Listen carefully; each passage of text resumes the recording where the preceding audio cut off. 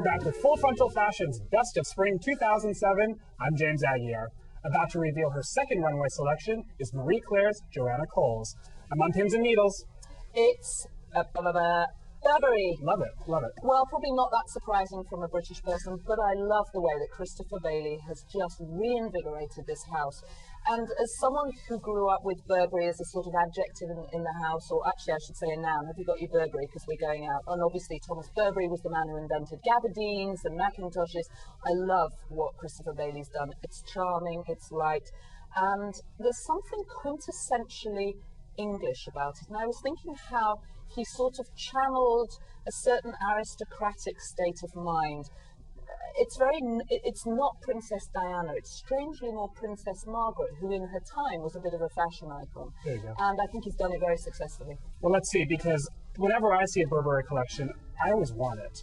And I think that's sort of the quintessential thing that you want to get out of the show. Yes, well, it's very wearable. This is a lovely coat. Look at the sleeves on that. Oh, again, and it's a sort of humorous riff on the fact that obviously they're very well known for their coats. Lovely movement in this skirt, just sort of swinging this super metallic sheen, very clean, very pretty, very light. I love this jacket. I tried this jacket on actually just before I came here. We had it in for one of the spring shoots that we're doing. It just feels so nice. It moves beautifully. Okay, now you just gave me a little bit of news, because you have it in, you obviously want to shoot it. What about that jacket sells on a page? What do you love about it for the magazine? Well, I love the fact that every woman needs a jacket. I'm always looking at these, trying to think, how do I translate this for our reader? Our fashion team is always saying, is it wearable? Can they, is it within their price point? Is this one of the things that they splurge on in, we have this great feature, Splurge in Steel. Is this one of the things that we say, it's all about this jacket? And then you can buy 10 other things from Forever 21 that are under $30, but the jacket is the thing that really gets you the attention. And everybody needs a jacket, everybody needs a coat, and I think these are great investments. They're style items, they say something about the way that you are, that you want to be perceived. They're fashion forward, but they're not so in your face that you might feel, or you might think people are thinking, oh my goodness, she's got that jacket on again. Right. Well, okay, let's talk then a little bit about where Burberry was, because it did have the plaid moment. It did have the plaid moment, and obviously everybody knows that. And there was a time in England where everybody had the plaid, and they had sold all these accessories with the plaid on, and it sort of cheapened the brand. Me too, me too. It's a great plaid, but it cheapened the brand. And interestingly, the plaid was brought in the 20s, I think, because Burberry had started, I think, in the sort of mid-1890s. They did the gabardine. Then, of course, they became really well known for having done the trench coats for people for the RAF or the air commanders in the First World War. And so to reinvent the brand after that, they brought the plaid in.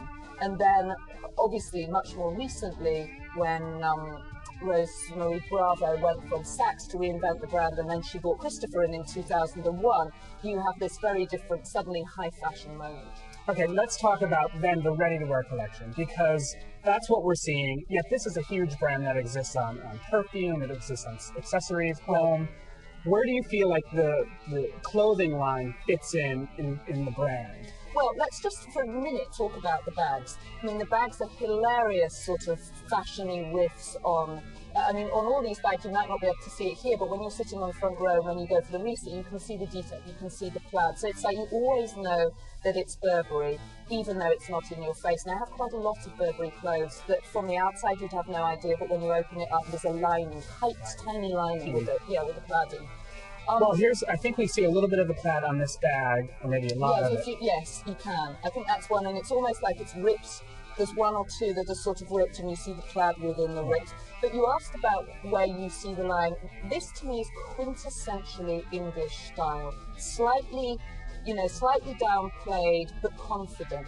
And the English do that thing where they say one thing, but they don't necessarily mean it. And they always say about English people, if an English person likes you because they're rude to you. And if they don't like you, they're incredibly polite to you. And I feel like these clothes, there's a sort of slight decoding in them. So in effect, this cardigan looks as if it's just saying, oh, I'm a mousy little cardigan. But actually the way it's shaped, the way it's tailored is actually a look at me cardigan. Exactly. It's just not in your face. And here we go with the trench. Again, you say it's a key trend of the season.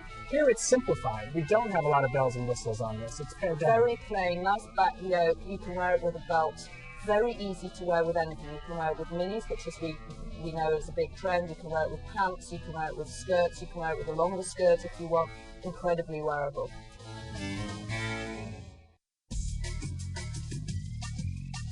This program was originally produced and aired in high definition on Ultra HD, the first HD channel featuring beauty,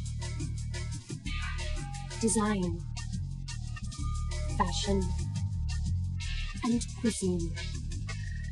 Ultra HD is one of 15 Bloom HD networks available nationally on satellite through the Dish Network.